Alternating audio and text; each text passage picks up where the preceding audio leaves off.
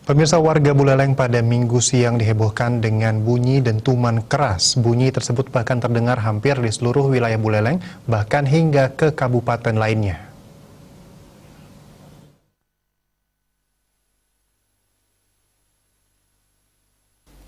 Suara dentuman tersebut didengar warga sekitar pukul 10.27 WITA. Rata-rata warga mendengar suara tersebut kurang lebih 5 detik.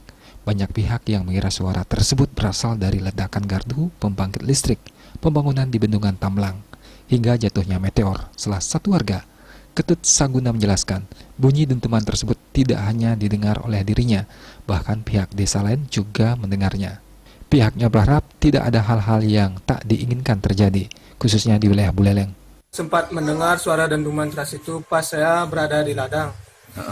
Saya juga nggak tahu pasti itu suara apaan, karena saya nggak terlalu jelas juga mendengarnya. Tapi kata tetangga juga, mereka juga mendengar suara yang sama. Sampai teman saya yang berada di luar wilayah pun mendengar suara tersebut dan mengatakan hal yang sama. Di mana aja itu?